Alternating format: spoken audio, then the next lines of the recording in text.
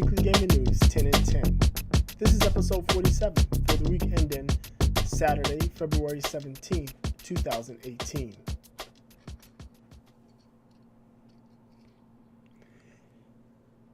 PS4 exclusive Horizon Zero Dawn wins a Writers Guild Award.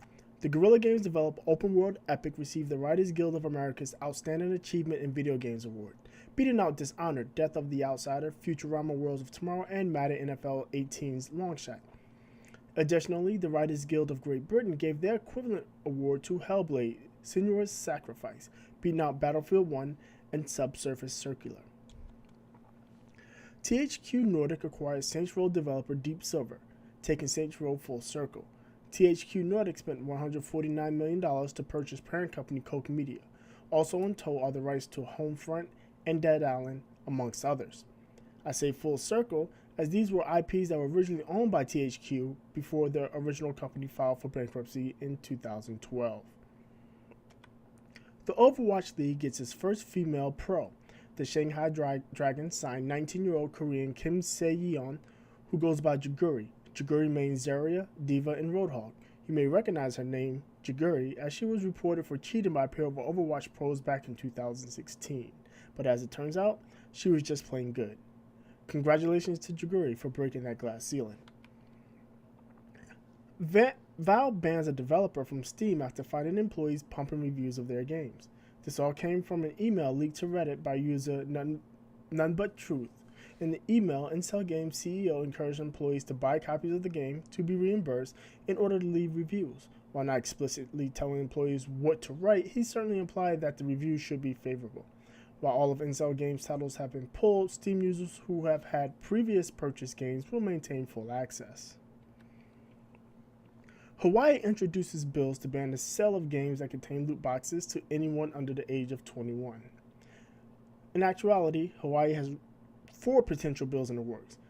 Hawaiian House Bill 2686 and Senate Bill 3024 would ban the sale of games that contains loot boxes to persons under the age of 21.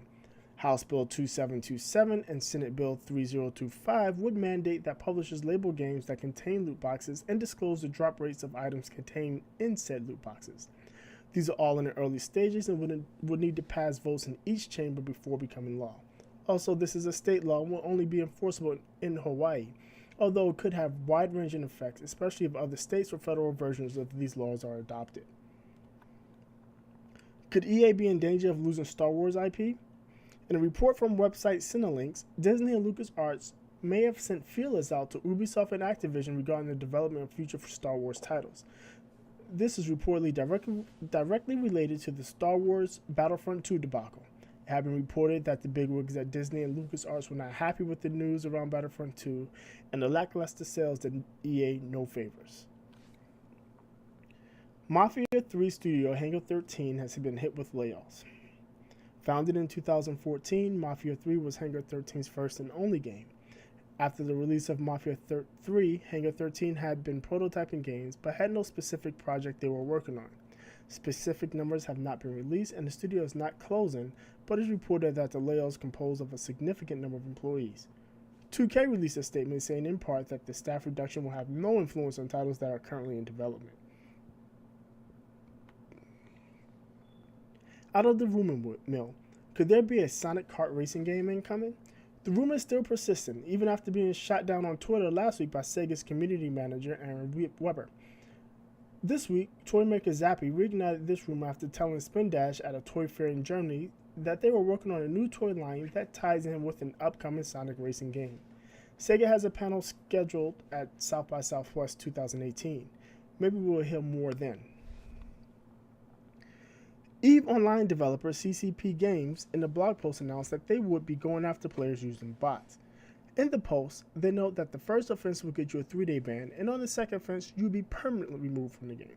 This comes as players have been increasingly complaining about bots in the game. This policy change goes into effect on March 1st.